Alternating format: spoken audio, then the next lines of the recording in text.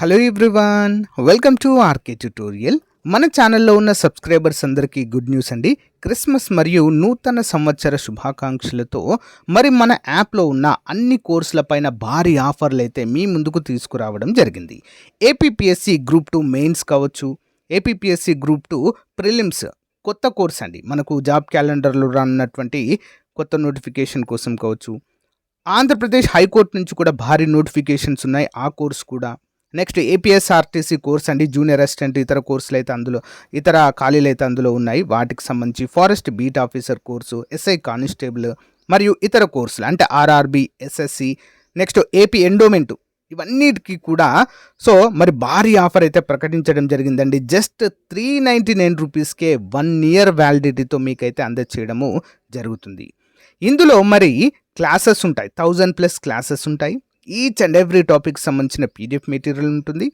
And each and every topic సంబంధించిన test series కూడా అందుబాటులో ఉంటుందండి. ఓకేనా, 20 ఇయర్స్ ఎక్స్పీరియన్స్ కలిగినటువంటి ఫ్యాకల్టీ చేత క్లాసెస్ చెప్పించాము. చాలా అంటే చాలా యూస్ఫుల్గా ఉంటుంది. ఎంతోమందికి ఉద్యోగాలు సాధించి పెట్టినటువంటి ఫ్యాకల్టీ అండి. ఓకేనా, చాలా బాగుంటాయి. కోర్స్ తీసుకునే ముందు డెమో చూడండి. తప్పకుండా వెంటనే తీసుకోండి. మరి జాబ్ క్యాలెండర్ అయితే మనకు జనవరిన రాబోతుంది కాబట్టి ఈ రోజు నుంచే ప్రిపరేషన్ స్టార్ట్ చేయండి. యాప్ లింక్ వీడియో డిస్క్రిప్షన్లో ఉంది, తప్పకుండా డౌన్లోడ్ చేయండి. యాప్ తెలియకపోతే యాప్ లింక్ అని కామెంట్ పెట్టండి, నేను యాప్ లింక్ పంపిస్తాను. All the best, thank you. Guys, ఈరోజు మనము డైలీ కరెంట్ అఫైర్స్ మరియు జీకేలో భాగంగా 29-30 డిసెంబర్ 2024కు సంబంధించిన మోస్ట్ ఇంపార్టెంట్ కరెంట్ అఫైర్స్ని ఈ వీడియోలో మనం చూడబోతున్నాము. ఎవరు కూడా మధ్యలో స్కిప్ చేయకుండా వీడియోస్ని చివరి వరకు చూడండి.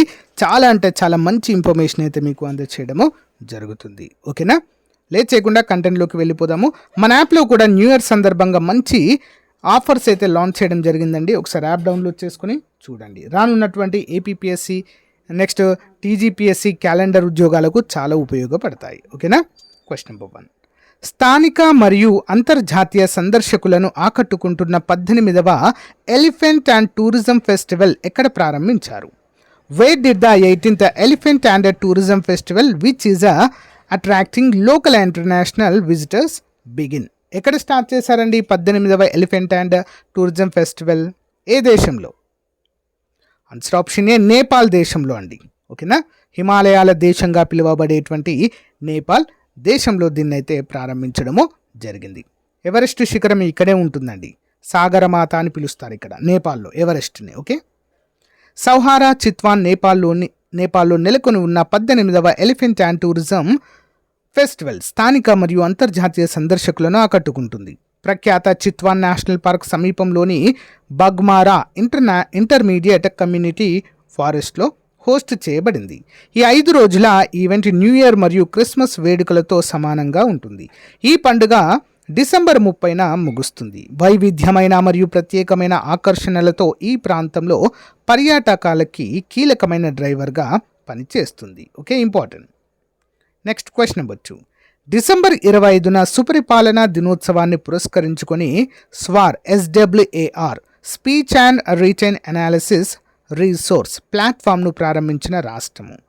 Which state launched the SWAR speech and written analysis resource platform on December 25 to mark good governance day? Answer option B అండి, గుజరాత్. ఓకే, గుజరాత్. డిసెంబర్ 25న సుపరిపాలనా దినోత్సవాన్ని పురస్కరించుకుని గుజరాత్ ముఖ్యమంత్రి భూపేంద్ర పటేల్ భాషా అవరోధాలను అధిగమించడం ద్వారా పౌరులకు కమ్యూనికేషన్ మరియు యాక్సెసిబిలిటీని పెంచే లక్ష్యంతో SWAR speech and written analysis resource ప్లాట్ఫామ్ను ప్రారంభించారు. ఈ పౌర కేంద్రీకృత చొరవ జీవన సౌలభ్యాన్ని మెరుగుపరచడానికి రాష్ట్రం యొక్క నిరంతర ప్రయత్నాలకు అనుగుణంగా ఉంటుంది.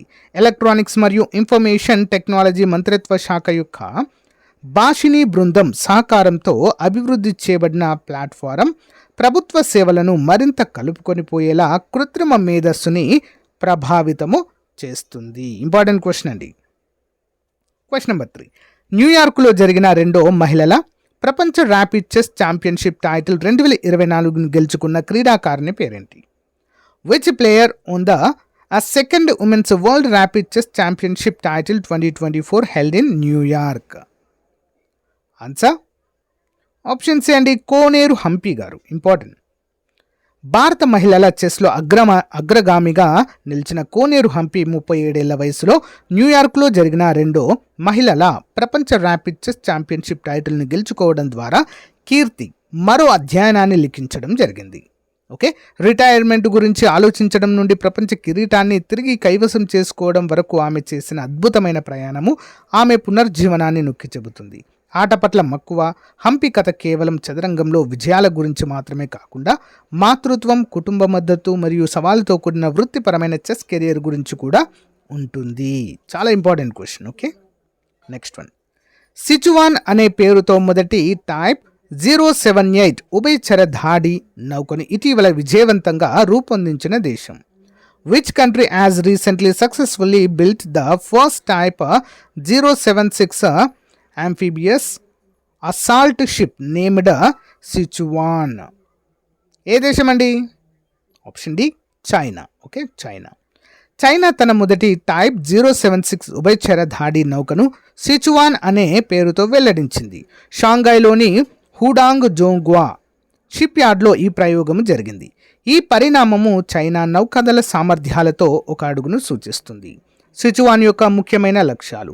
సిచువాన్ 40,000 టన్నులకు పైగా స్థానభ్రంశము, ద్వంద్వ ద్వీప రూపకల్పన మరియు పూర్తి నిడివి గల ఫ్లైట్ డెక్ను కలిగి ఉంది.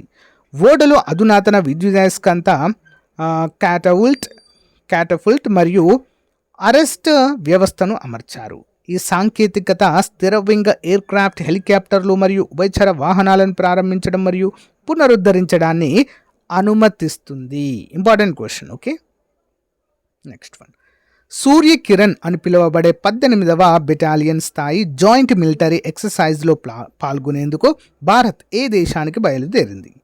India has left for which country to participate in the 18th Battalion level joint military exercise called Surya Kiran? Answer option ఏ అండి, నేపాల్. ఓకే, నేపాల్. సూర్య కిరణ్ అని పిలువబడే 18వ బెటాలియన్ స్థాయి జాయింట్ మిలిటరీ ఎక్సర్సైజ్లో పాల్గొనేందుకు 334 మంది భారత ఆర్మీ సిబ్బందితో కూడిన బృందం నేపాల్కు బయలుదేరింది. ఈ వ్యాయామం నేపాల్లోని సాల్జాండీలో డిసెంబర్ 31, 2024 నుండి జనవరి 13, 2025 వరకు జరగనుంది. ఇది భారతదేశం మరియు నేపాల్ మధ్య ప్రత్యామ్నాయంగా జరిగే వార్షిక కార్యక్రమం. నాయకత్వం మరియు భాగస్వామ్యం. 11వ గూర్ఖా రైఫిల్స్కు చెందిన బెటాలియన్ నేతృత్వంలోని భారత సైన్య బృందము ఉంది. నేపాల్కి ఆర్మీ శ్రీ జంగ్ బెటాలియన్ ప్రాతినిధ్యం వహిస్తుంది.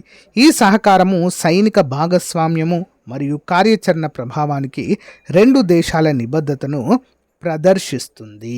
Important question. Okay, next one. Hydroponic వ్యవసాయంలో పురోగతిని సాధించి ఇటీవల వార్తల్లో ఉన్న రాష్ట్రం క్రింది వాటిలో ఏది? Which of the following state has been in the news recently for its advancement in hydroponic farming? Hydroponic అంటే ఏంటండి? నీటిలో వ్యవసాయం చేయడం అండి. నీరు ఎక్కువగా ఉండేటువంటి నీటిలో వ్యవసాయం సాగించడమే హైడ్రోఫోనిక్ ఫార్మింగ్ అంటారండి. ఆన్సర్ ఆప్షన్ అండి త్రిపుర. ఓకే, చూద్దాం. అగర్తాలా, త్రిపుర భారతదేశం అంతటా ట్రాక్షన్ పొందుతున్న హైడ్రోఫోనిక్ వ్యవసాయంలో పురోగతిని చూస్తుంది. రాష్ట్రము చిన్న పోర్టబుల్ సిస్టంల నుండి పెద్ద వాణిజ్య సెటప్లకు మారింది. ఇది వాతావరణ మార్పుల వల్ల ఎదురయ్యే వాణిజ్య సవాళ్లను అధిగమించడంలో స్థానిక రైతులకు సహాయపడే లక్ష్యంతో ఉంది. హైడ్రోఫోనిక్ సిస్టమ్ పరిమాణం మరియు డిజైన్. త్రిపురలో కొత్త హైడ్రోఫోనిక్ వ్యవస్థ కనీసం 500 చదరపు మీటర్ల వరకు ఉండేలా రూపొందించబడ్డాయి. ఒక ప్రముఖ సెటప్ 560 చదరపు మీటర్ల విస్తీర్ణంలో ఉంది మరియు అధిక డిమాండ్ ఉన్న పంటలను పండిస్తుంది. రైతులు పాలకూర మరియు కొత్తిమీర వంటి ఆకుకూరలతో పాటు స్ట్రాబెర్రీలు మరియు బంతి పువ్వులను పండిస్తారు. స్థానిక మార్కెట్ డిమాండ్లను తీర్చడానికి ఈ పెద్ద స్థాయి ఉత్పత్తి అవసరమంటూ తెలియజేశారు. Okay, next one. భారత రాజ్యాంగానికి 75 ఏళ్లు పూర్తవుతున్న సందర్భంగా కేంద్ర ప్రభుత్వం రాజ్యాంగ పీఠికను చదివి అవగాహన పెంచడానికి ప్రారంభించిన నూతన కార్యక్రమం పేరేంటి? Name the new program launched by the central government to raise awareness by reading the preamble of the Constitution on the occasion of the 75th anniversary of Indian Constitution. ఏ కార్యక్రమాన్ని ప్రారంభించిందండి? ఆప్షన్ డి హమారా సంవిధాన్, హమారా స్వాభిమాన్. చూద్దాం. భారత రాజ్యాంగానికి 75 ఏళ్లు పూర్తవుతున్న సందర్భంగా కేంద్ర ప్రభుత్వం ఒక వినూత్న ప్రచార కార్యక్రమాన్ని చేపట్టింది. ఈ చారిత్రాత్మక మైలురాయిని పురస్కరించుకొని రాజ్యాంగ నిర్మాతల దూరదృష్టిని, పవిత్ర గ్రంథం రూపకల్పనలో వారు చేసిన విశేష కృషిని ప్రజలకు, ముఖ్యంగా యువతకు తెలియచేసేందుకు ప్రత్యేక వెబ్సైట్ను రూపొందించింది. ఈ విషయాన్ని ప్రధానమంత్రి నరేంద్ర మోదీ ఆదివారం మన్ కీ బాత్లో స్వయంగా ప్రకటించారు. ఓకే, మరి రాజ్యాంగ పీఠికను చదివి ఆ వీడియోను రికార్డు చేసి ఈ వెబ్సైట్లో షేర్ చేయడం ద్వారా ఒక ధృవపత్రం అయితే పొందొచ్చు, ఒక సర్టిఫికెట్ ఇస్తారండి.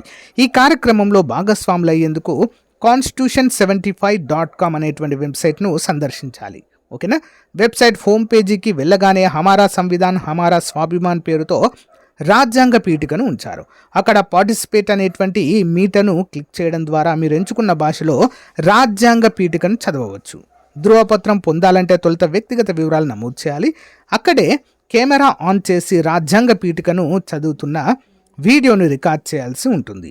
ఆ తర్వాత వీడియోను అప్లోడ్ చేసి ధృవపత్రాన్ని మనము డౌన్లోడ్ చేసుకోవచ్చు. అందరూ కూడా పార్టిసిపేట్ చేయండి ఫ్రెండ్స్, చాలా మంచి కార్యక్రమం. ఓకే, ఇటీవల వార్తల్లో ఉన్న పార్కర్ సోలార్ ప్రోబ్ వ్యోమనౌక సూర్యుడికి అత్యంత చేరువగా వెళ్ళి మరి అక్కడి నుండి సురక్షితంగా వెలుపలకు వచ్చే రికార్డు సృష్టించింది. అయితే దీన్ని ప్రయోగించిన దేశము the Parker solar probe spacecraft which has been in the news recently set a record by going the closest it has ever been to the sun and safely exiting it.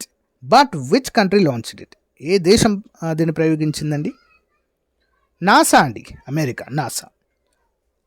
America అంతరిక్ష పరిశోధన సంస్థ నాసాకు చెందిన Parker solar probe వ్యోమనౌక బగబగమండే సూర్యుడికి అత్యంత చేరువగా వెళ్ళి అక్కడి నుంచి సురక్షితంగా వెలుపలికి వచ్చింది. తద్వారా ఈ ఘనత సాధించిన తొలి వ్యోమనౌకగా రికార్డు సృష్టించింది. సూర్యుడిపై పరిశోధనల కోసం పార్కర్ సోలార్ ప్రోబ్ను 2018లో నాసా ప్రయోగించింది.